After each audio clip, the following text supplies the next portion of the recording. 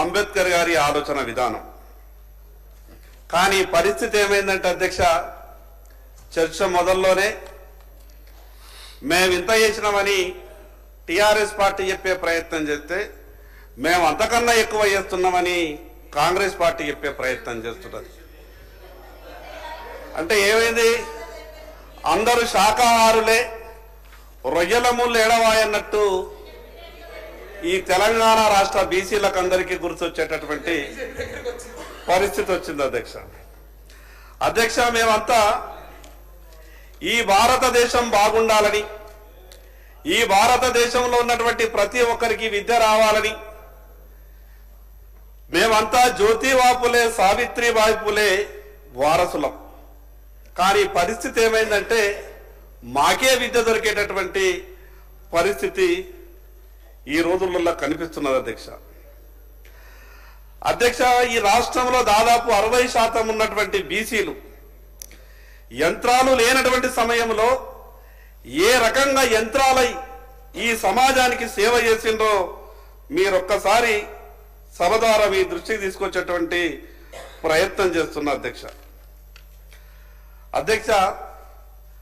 మనం వేసుకున్నటువంటి బట్టలు నా పద్మశాలి సోదరుడు తయారు చేసి మనకిచ్చాడు. నా పద్మశాలి సోదరుడు తయారు చేసినటువంటి బట్టలను నా దర్జీ కుట్టి మనకిస్తున్నాడు. నా దర్జీ కుట్టి ఇచ్చినటువంటి బట్టలను నా రజక సోదరుడు మల్లె పువ్వు తీరు తెల్లగా ఉతికి గంజేసి ఇస్త్రీ చేసి మనకిస్తున్నాడు. వాళ్ళు ఇచ్చినటువంటి బట్టలు వేసుకొని అందంగా తయారై మనమంతా అసెంబ్లీకి వస్తున్నాం. నా విశ్వకర్మలు పడుతున్నటువంటి శ్రమ మీకు ప్రత్యేకంగా తెలుసు. మనిషి జీవితానికి బీసీల వృత్తికి ఏ రకమైనటువంటి అనుబంధం ఉన్నదో చెప్పే ప్రయత్నం మాత్రమే చేస్తున్న అధ్యక్ష. నా నాయి బ్రాహ్మణ సోదరుడు గడ్డం తీసి క్షవరం చేస్తే మనమంతా ఇంత అందంగా కనిపిస్తున్నాం అధ్యక్ష. నేనెందుకు మా బీసీలు యంత్రాలై సమాజం కొరకు పని చేస్తున్నారో చెప్పేటటువంటి ప్రయత్నంలో భాగంగానే ఈ విషయాలు మీ దృష్టికి తీసుకొస్తున్న అధ్యక్ష. ఇవే కాదు అధ్యక్ష, ఈ సమాజంలో ఉన్నటువంటి వ్యక్తులు ఆరోగ్యంగా ఉండాలంటే కూడా నా బీసీ సోదరులే కష్టపడి పనిచేయాల్సి వస్తుంది అధ్యక్ష. మనం ఆరోగ్యంగా ఉండాలంటే డాక్టర్ చెప్తాడు మీరు చేపలు తింటేనే ఆరోగ్యంగా ఉంటారు, బాగుంటారని.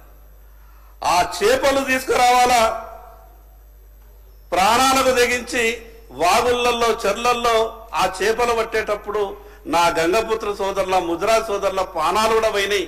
కానీ వాళ్ళు మాత్రం చేపలు పట్టి తీసుకొచ్చి మనం ఆరోగ్యంగా ఉండడానికి తినిపించేటటువంటి ప్రయత్నం చేస్తున్నారు అధ్యక్ష.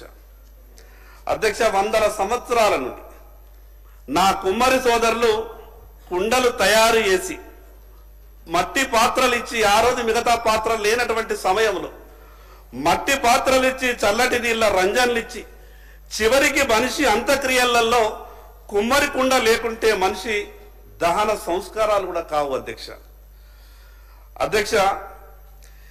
ఈ ఉదాహరణలు బీసీలు ఈ సమాజానికి తాము కరిగిపోయి సమాజానికి ఎంత గొప్ప సేవ చేస్తున్నారో చెప్పే ప్రయత్నం మాత్రమే చేస్తున్నా అధ్యక్ష. నూనె గింజల గానుగకు నా గాన్ల సోదరులు కావాలి, వ్యవసాయ పనిముట్లు కావాలంటే నా వడ్రంగి కావాలా, నా పలుగు పార కావాలంటే కమ్మరోళ్ళు కావాలా, నగల తయారీకి స్వర్ణకారుడు కావాలా, క్యాన్సర్ అటువంటి రోగం నుండి కూడా కాపాడే ఔషధం లాంటి కళ్ళు కావాలంటే నా గీత కార్మికుడు అయినటువంటి గౌడన్న కావాలా, చివరికి సంతోషంలో ఆరోగ్యంకో నీకు మటన్ దావత్ కావాలంటే నా ఆరే కటికలు కావాలి. మంచి పంటలు వండించి అన్ని రకాలుగా మంది బాగుండాలంటే నా మున్నూరు కాపు సోదరులు కావాలా, పాలు పెరుగు కావాలంటే నా యాదవులు కావాలా. అధ్యక్ష, మనం కూర్చున్నటువంటి అసెంబ్లీని చెమటోర్చి కట్టిన నా ఉప్పరోళ్ళు అసెంబ్లీని కట్టడానికి రాళ్లు కొట్టిండ్రు. నా ఒడ్డెర సోదరులు ఈ అసెంబ్లీకి రాళ్లు మోసిండ్రు. మనం కూర్చున్నటువంటి కుర్చీలను నా వడ్ల సోదరులైనటువంటి కార్పెంటర్లు ఇంత అందంగా ఈ కుర్చీలను మన కొరకు ఇచ్చారు. మరి ఇన్ని సేవలు చేసినటువంటి ఈ బీసీల అధ్యక్ష ఈ అసెంబ్లీలో కనిపిస్తున్నారా? ఉదయం లేచి నుండి మనిషి రాత్రి నిద్రపోయే వరకు బీసీలు ఈ సమాజంలో ఎంత గొప్పగా సమాజానికి పనిచేస్తున్నారో అంత గొప్పగా పనిచేసినా మరి ఎక్కడికైతే వచ్చి వాళ్ళ అవకాశాల గురించి అడుక్కోవాలనో లేదా మాట్లాడాలనో ఆ అవకాశం మాత్రం ఈ బీసీ సమాజానికి వస్తలేదు అధ్యక్ష. అధ్యక్ష,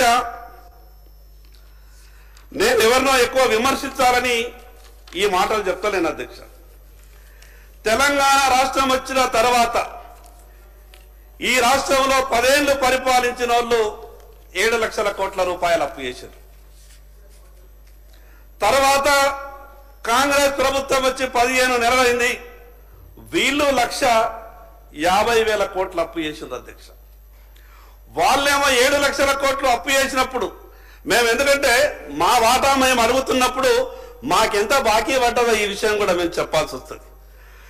వాళ్ళు అప్పు చేసినప్పుడు 7 లక్షల కోట్ల అప్పు 10 సంవత్సరాలు పరిపాలించినటువంటి టీఆర్ఎస్ పార్టీ అప్పు చేస్తే 4,20,000 కోట్లు 10 సంవత్సరాలలో మా బీసీల నెత్తి మీద పెట్టిండ్రు. మరి ఈ రోజు కొత్తగా వచ్చినటువంటి 15 నెలల కింద వచ్చినటువంటి కాంగ్రెస్ ప్రభుత్వం 15 నెలలుగా చేసినటువంటి సరాసరి యావరేజ్ ని చూస్తే వీళ్ళు 6 లక్షల కోట్లు చేస్తారు. ఎందుకంటే వీళ్ళు ఎక్కువ చేస్తలేరు అధ్యక్ష, నెలకు 10,000 కోట్లు చేస్తారు ఇప్పటి లెక్క ప్రకారం. ముందు పెరుగుతుందో లేదో తెలియదు కానీ అంటే వీళ్ళు 6 లక్షల కోట్లు. అంటే వీళ్ళు చేసేటటువంటి అప్పు ప్రకారం మాకెంత మా నెత్తి మీద బాకీ పడుతుందంటే 3,60,000 కోట్లు బీసీల మీద బాకీలు పడతాయి అధ్యక్ష. అధ్యక్ష, వాళ్ళేమో 7 లక్షల కోట్లు చేశా, వీళ్ళేమో 6 లక్షల కోట్లు చేశా, ఇద్దరిని కలిపితే 13 లక్షల కోట్ల అప్పాయా. కానీ మా పేరు మీద అప్పు ఏ రకంగానైతే మాకు ఇచ్చిండ్రో మరి కేటాయింపులు కూడా మాకు అట్లనే ఉండాలి కదా అధ్యక్ష. దాదాపు ఈ రాష్ట్రంలో 2 కోట్ల పై జనాభా ఉన్నటువంటి బీసీలు సంవత్సరానికి 5,000 మందికి కూడా ఉపాధి దొరకలేదు అధ్యక్ష. ఒక పక్కకేమో 13 లక్షల